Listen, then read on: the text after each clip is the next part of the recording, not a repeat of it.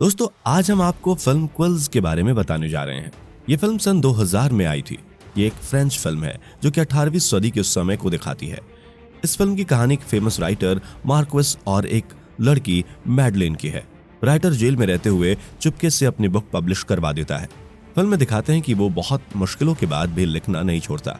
Film को बहुत से अवार्ड से नवाजा गया था। इसके साथ ही फिल्म को ऑस्कर और गोल्डन ग्लोब में नॉमिनेट भी किया गया था। चलिए विस्तार से जानते हैं कि फिल्म की कहानी क्या है।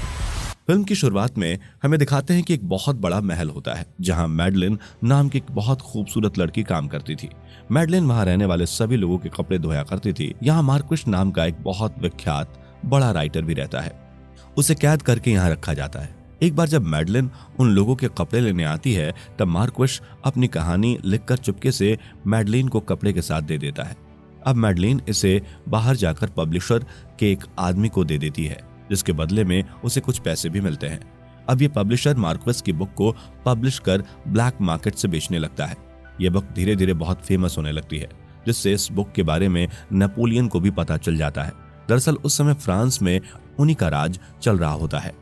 नेपोलियन का मंत्री उसकी कहानी को पढ़ता है तब हमें पता चलता है कि वो बहुत एडल्ट किस्म की कहानी लिखता था, जो उस समय एक बड़ा जुल्म हुआ करता था। अब नेपोलियन का मंत्री बोलता है कि इस पुस्तक की सभी कॉपी जला दी जाए और मार्क्वेस को मार दिया जाए। इस बात पर बाकी मंत्री लोग बोलते हैं कि मार्क्वेस बहुत फेमस लेखक है, अगर इस तरह उसे मारा जाएगा तो वो इतिहास में और फेमस हो जाएगा। वे लोग सुझाव देते हैं कि डॉक्टर रॉयर कोलार्ड को जेल भेज दिया जाए, जिससे कि वो मार्क्वेस का इलाज करें और वो इस तरह का लेखन ना करे। ऐसा करने से नेपोलियन की सब जगह वाहवाही होगी। इस बात के लिए नेपोलियन मंत्री मान जाता है। डॉक्टर रॉयर एक बहुत जल्लाद किस्म का डॉक्टर होता है। वो पागलों को मरीज नहीं जानवर की तरह ट्रीट करता है। अब अगले सीन में दिखाते हैं कि कैद खाने की देखभाल करने वाला अबे प्रिस्ट मैडलिन को पढ़ना लिखना सिखा रहा होता है। मैडलिन मन ही मन एबे को पसंद करती है। एबे भी उसे चाहता था, लेकिन बोल नहीं सकता था क्योंकि वो एक प्रिस्ट था और उस समय प्रिस्ट किसी लड़की के साथ ये रिश्ता नहीं रख सकता था। अब रात का सीन दिखाते हैं जिसमें मैडलिन मार्क्वेस की कहानी को अपने साथी लोगों को सुना रही थी, जिसे सुनकर वे सब उत्तेजित हो जाते हैं। मैडलिन को मार्क्वेस की यह कहानियां अच्छी लगती थीं। उसे उनमें कुछ गलत नहीं लगता था। अब अगले दिन जब मैडलिन मार्क्वेस को उसके कपड़े देने जाती है तो वो उसके हाथ को पकड़कर उसे अंदर आने को कहता है। मैडलिन के पास उस कमरे की चाबी थी, जिसे खोलकर वो अंदर चली जाती है। मैडलिन उसे बताती है कि उसकी वो बुक बहुत प्रसिद्ध हो गई है। उस बुक का प्रॉफिट वो मार्क्वेस को देती है। मार्क्वेस उसमें से कुछ सिक्के मैडलिन को लौटा देता है। अब मैडलिन कहती है कि पब्लिशर और कहानी की डिमांड कर रहे हैं। मार्क्वेस कहता है कि उसने एक कहानी आज लिखी है, लेकिन वो तभी सुनाएगा जब उसे हर एक पेज के बाद किस करेगी। मैडलिन हाँ बोल देती है। इसके बाद मार्क्वेस मैडलिन के साथ अच्छा व्यवहार नहीं करता। वो उसे सिड्यूस करने की कोशिश करता है, जिससे वो गुस्से में उसकी कहानी के सारे पेज लेकर चली जाती है। अब मार्क्वेस को प्रिस्ट मिलने आते हैं और वो उससे लिखने को बोलते हैं। उन्हें लगता था कि मार्क्वेस अपने मन की सारी गंदगी इन पन्नों पर लिख देगा तो उसके विचार ठीक हो जाएंगे, लेकिन उसे नहीं पता था कि मार्क्वेस अपनी बुक को पब्लिश भी करा रहा था। अब यहाँ डॉक्टर रॉयर जाते हैं।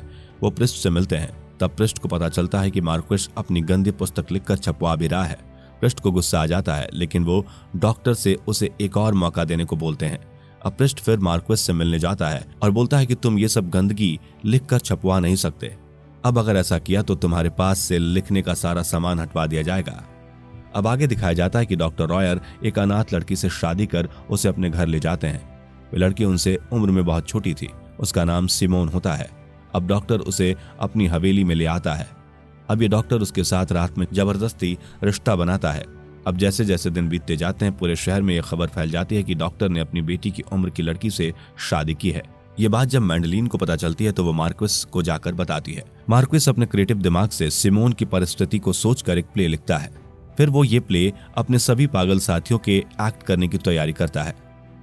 इस प्ले के लिए एक कार्यक्रम आयोजित होता है। इसको देखने बहुत सारे लोग आते हैं। डॉक्टर अपनी बीवी सिमोन को लेकर आता है। इस एक्ट में डॉक्टर और सिमोन की ही कहानी को दिखाया गया था कि कैसे एक बुढ़ा इंसान अपनी आधी से कम उम्र की लड़की से शादी करता है। यह देखकर डॉक्टर को गुस्सा आ जाता है और वो सिमोन को वापस घर भेज देता है। अब दिखाते हैं कि मैडलिन स्टेज के पीछे से शो देख रही होती है। तभी एक पागल आदमी उसके साथ जबरदस्ती करने लगता है। खुद को बचाने के लिए वो उसे किसी चीज से मार देती है। तभी सबको पता चल जाता है और लोग वहां आ जाते हैं। अब डॉक्टर प्रिस्ट को भी चिल्लाता है और बोलता है कि अगर वो मार्क्वेस को नहीं सुधार पाया तो वो उसकी शिकायत ऊपर मिनिस्ट्री में कर देगा। अब पृष्ठ मार्क्वेस के कमरे में जाता है और उसके लिखने वाले सभी सामान को वहां से हटवा देता है। मार्क्वेस उसे रोकने की कोशिश करता है लेकिन वो नहीं सुनता। अब एक दिन मार्क्वेस की बीवी उसे मिलने आती है। न लिख पाने की वजह से मार्क्वेस को बहुत गुस्सा आ रहा होता है, तो अपना गुस्सा अपनी बीवी के ऊपर निकाल देता है और उसके साथ बुरा व्यवहार भी करता है। उसकी बीवी डॉक्टर के पास जाती है और कहती है कि इसे यहीं रखो और इसकी लाइफ को नरक बना दो। डॉक्टर बोलता है कि मैं मार्क्वेस को ठीक कर सकता हूँ, लेकिन बदले में मुझे बहुत सारे पैसे चाहिए। मार्क्वेस के खिताब से जो भी पैसे उसकी बीवी को मिले थे वो उस डॉक्टर को दे देती है ताकि उसके पति का इलाज हो सके। अब दूसरी तरफ मार्क्वेस ना लिखने की वजह से बहुत परेशान होता है। वो इसका एक रास्ता निकालता है। खाने में मिले चिकन की हड्डी और वाइन की मदद से वो अपनी चादर में पूरी कहानी लिख देता है। अब मार्क्वेस ये चादर मैडलिन को दे देता है। मैडलिन उस कहानी को कागज में लिखकर पब्लिशर को दे देती है। अब ये कहानी भी पब्लिश हो जाती है। जब ये बात पृष्ठ को पता चलती है तो वो मार्क्वेस के कमरे में से सब सामान बाहर निकलवा देता है। इन सब के बाद मार्क्वेस के लिखने का जोश कम नहीं होता। अब वो अपने खून से अपने ही कपड़ों पर कहानी लिख देता है। ये जब मैडलिन देखती है तो बहुत प्रभावित होती है। अब जब मैडलिन मार्क्वेस के कमरे से निकल रही होती है तो एक दूसरी लड़की उसे देख लेती है। वो लड़की डॉक्टर के पास जाकर बता देती है कि मैडलिन ही मार्क्वेस की हेल्प कर रही है। दूसरी तरफ पृष्ठ मार्क्वेस के पूरे कपड़े उतरवा देता है ताकि वो वहां भी ना लिख सके। मैडलिन मार्क्वेस की मदद करती है, इसलिए उसे पूरी जनता के सामने कोड़े मारे जाते हैं। ये सब जब पृष्ठ देखता है तो वो बोलता है कि गलती जिसकी हो सजा उसी को मिलनी चाहिए। अब वो जाकर मैडलिन की जगह कोड़े खाने लगता है। ये सब देखकर डॉक्टर वो रुकवा देता है। अब पृष्ठ बोलता है कि मैडलिन को शहर से दूर भिजवा देना चाहिए। उसी रात मैडलिन पृष्ठ के कमरे में आती है और उससे बोलती है कि वो उसे दूर ना भेजे। वो पृष्ठ को किस करने लगती है। पृष्ठ उसे रुकता है और बोलता है कि वो पृष्ठ ऐसा करना गलत है। अब दूसरी तरफ दिखाते हैं कि डॉक्टर की पत्नी सिमोन मार्क्वेस की किताब पढ़ रही होती है। वो अपने घर में काम करने वाले आर्किटेक्चर की तरफ आकर्षित हो जाती है, पर उनका चक्कर भी चलने लगता है। एक दिन वो दोनों भाग जाते हैं। सिमोन डॉक्टर के लिए एक चिट्ठी छोड़ती है जिसमें वो उनकी बेइज्जती करती है। डॉक्टर सिमोन के कमरे को चेक करने जाता है तो उसे वहां मार्क्वेस की बुक मिलती है। अब उसे लगा कि इसका बुक पढ़कर ही सिमोन प्रभावित हुई और ये कदम उठाया। डॉक्टर गुस्से में मार्क्वेस से बदला लेने के लिए उसे बहुत टॉर्चर करने लगता है। अब मैडलिन चुपके से मार्क्वेस से मिलने आती है और उसे बोलती है कि वो यहाँ से बहुत दूर जा रही है। वो चाहती है कि मार्क्वेस एक आखिरी कहानी लिखे। मार्क्वेस बोलता है कि वो आज रात को बहुत स्पेशल कहानी लिखने वाला है। अब इनकी परेशानी थी कि वो कैसे लिखे। अब ये लोग प्लान बनाते हैं। मार्क्वेस अपने बाजू रूम वाले पागल को स्टोरी बोलता है और फिर वो अपने बगल वाले को और फिर वो अपने बगल वाले को, फिर वो आखिरी पागल मैडलिन को कहानी बताता है। मैडलिन उसे पेपर में लिखने लगती है, लेकिन ये कहानी मैडलिन तक पहुंचते पहुंचते बहुत बदल गई है। जैसे तैसे मैडलिन अपनी समझ से उस कहानी को लिखती है। मार्क्वेस एक जगह आग शब्द का उपयोग करता है जिसको सुन वो अपने कमरे में आग लगा लेता है। जब आग सभी जगह फैलने लगती है और चारों तरफ अफरा तफरी मच जाती है, वहां के गार्ड फिर सभी कैदियों को कैद खाने से निकालते हैं। इनमें से एक पागल मैडलिन को जबरदस्ती उठाकर एक कमरे में चला जाता है और उसके साथ जबरदस्ती करने लगता है। मैडलिन मदद के लिए चिल्लाती है।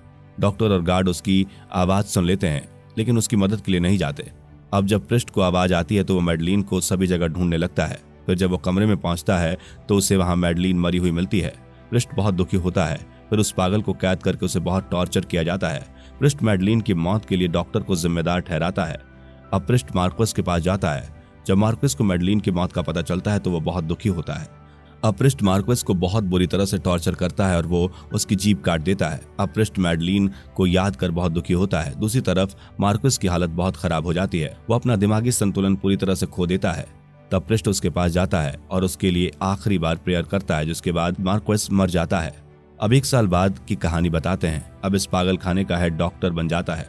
यहाँ एक नया पृष्ठ आता है। अब दिखाते हैं कि यह पागल खाना एक प्रिंटिंग प्रेस बन जाता है और सभी पागल यहाँ के वर्कर बन जाते हैं।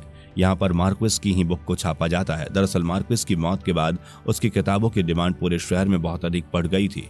अब यह डॉक्टर भी मार्क्वेस की ही किताब बेचकर पैसा कमाने लगता है। अब दिखाते हैं कि डॉक्टर नए पृष्ठ को पुराने पृष्ठ से मिलवाते हैं।